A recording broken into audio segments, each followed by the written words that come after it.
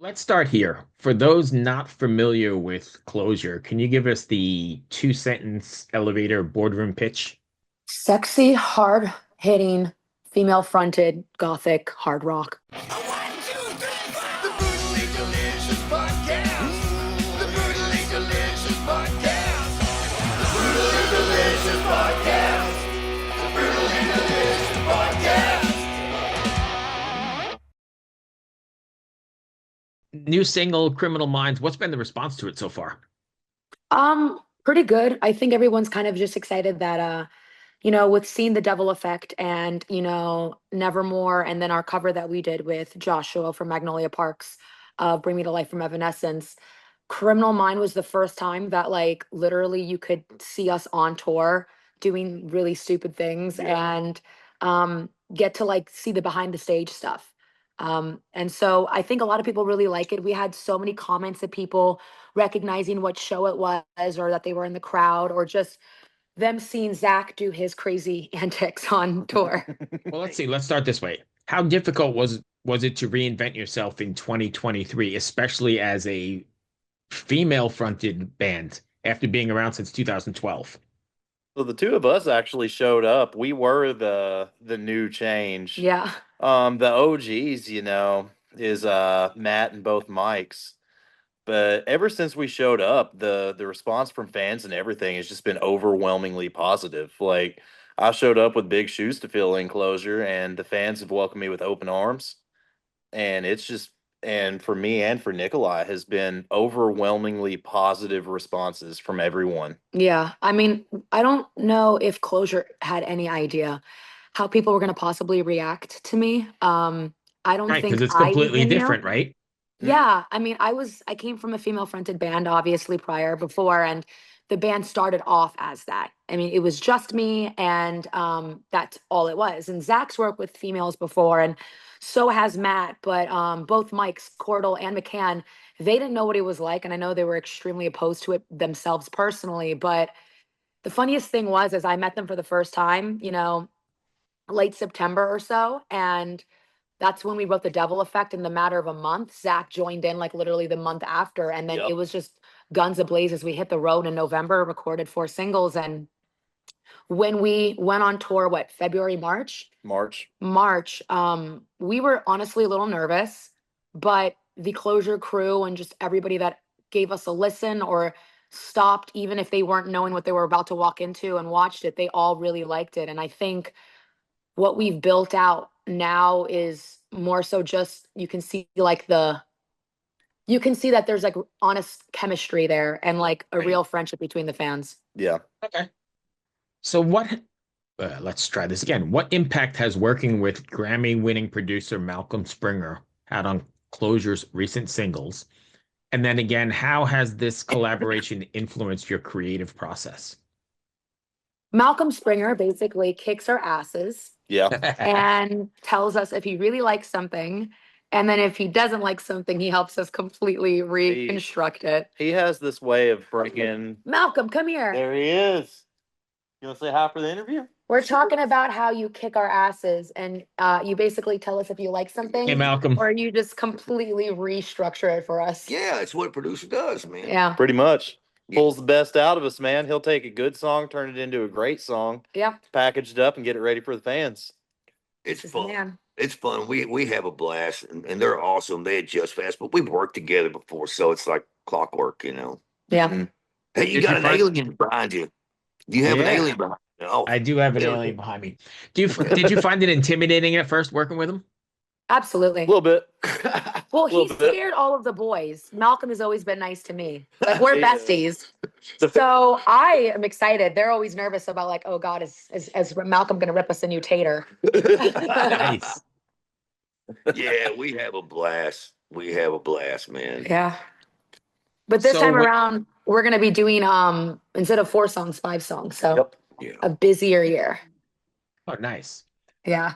So, is there something you want your fans to take away from, or a message you want your fans to walk away from after listening to, one of your Yeah. songs or singles or record But or as far as something we want the fans to take away on after listening to Criminal Mind, and is that what we're saying? Yeah, or just in absolutely. general? Okay. No, I think you have to listen. Well, let's say just in general, because I mean, a lot of these songs are like that. Do you write with like Yeah. a theme or a message in mind or a takeaway? We write in mental images a lot in pictures. Yeah, in pictures and timestamps. So, the cool thing about CloZure is we're not necessarily like a niche or a themed band.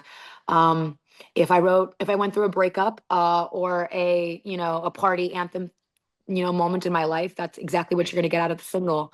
So with Criminal Mind, it really was just genuinely the stupid things that we do on tour Yeah. and the stupid things that we do as like, a rock band. Hmm. With Nevermore, it was genuinely like a good breakup song. I needed to like write that in order to get it off my chest. And the Devil Effect was really kind of like my revenge. And here I am, biatches. Yeah. So the cool thing with CloZure is it's like any mood that you might go through, because like, life, has its ups and downs and their ins and outs.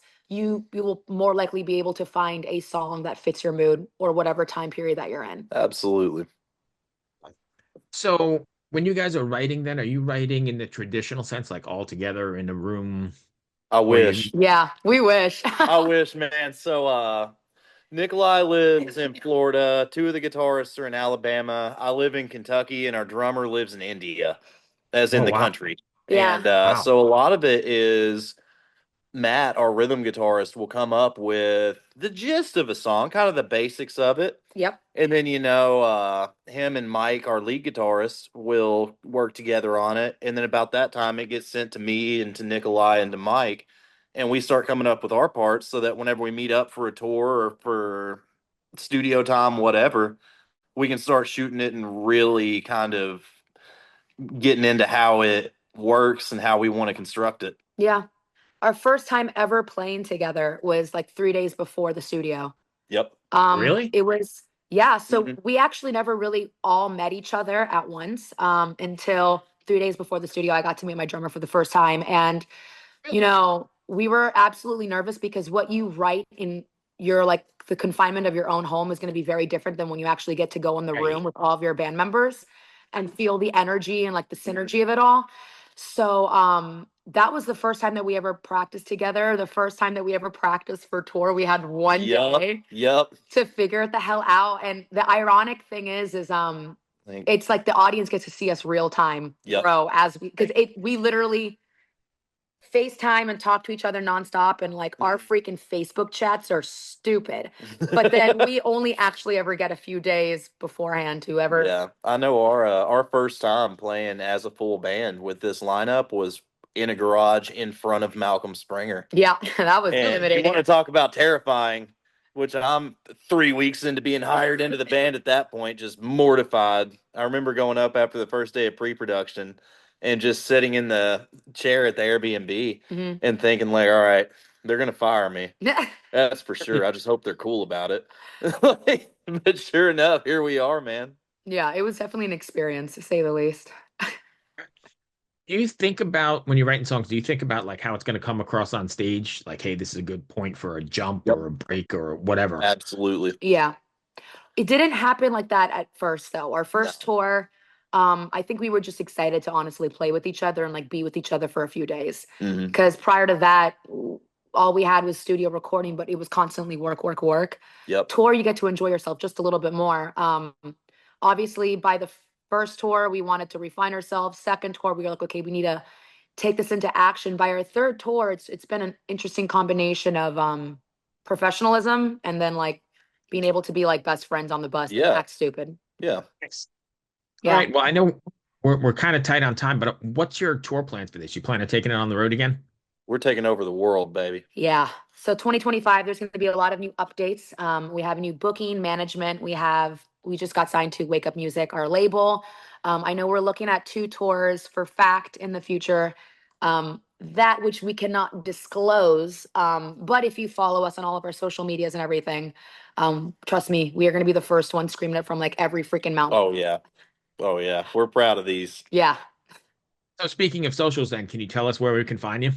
Yeah, we are official CloZure with a Z, on all platforms: TikTok, Instagram, Facebook. Even our website is officialclosure.com. So You can find us on OnlyFans. Unfortunately, it's not her, it is me. yeah. So, Right. Nice. Well, I appreciate you taking the time. I'm sorry we got cut short, but it's been awesome talking to you anyway. I do dig what I've heard. I wish you well on the road, and Thank you, man. Thank you so much for having us. hey, we'll talk to you soon. Absolutely. All right, cheers. Bye. Hey everyone, this is Bjorn from Soulwork, and this is Brutally Delicious. The Brutally Delicious Podcast. The Brutally Delicious Podcast. The Brutally Delicious Podcast. The Brutally Delicious Podcast. Hey there, heavy metal maniacs and kitchen crusaders. I'm Bruce Moore, the host of the Brutally Delicious Podcast, where we whisk up a blend of metal and food to quench even the most discriminate tastes. Have you ever wondered what your favorite metal musician chows down on before they hit the stage to melt your face off? Well, look no further. Here at the Brutally Delicious Podcast, we have cooking segments so brutal they'll make your oven want to headbang. From beefy, bodacious burgers, to spicy, succulent salmon, to kickin' caliente cauliflower, and more. We mix metal and culinary creations, resulting in a feast for the senses. But wait, there's more. Hey, this is Michael Monroe. Brutally delicious. Isn't that beautiful? See you down the road. Each week, I meet with the mammoths of metal for interviews that are spicier than a Carolina Reaper. Get the latest on their upcoming shows, behind-the-scenes stories, and if we're lucky enough, maybe they'll share a secret family recipe or two with us. You'll also want to check out our weekly album and show reviews, where we dice, slice, and serve up our unique takes on the latest metal releases. So grab your leather apron, crank the volume to 11, and subscribe to the Brutally Delicious Podcast on your favorite podcast platform. It's sure to be a hell of a time. Oh, hey there. It's Tim from Protest the Hero. Now that you've seen my junk, I'm going to show you how to make a pizza. And you're watching Brutally Delicious. What's up, everybody? Max Cavalera, Soulfly, and you listen to Brutally Delicious Podcast. Stay metal, motherfuckers. From the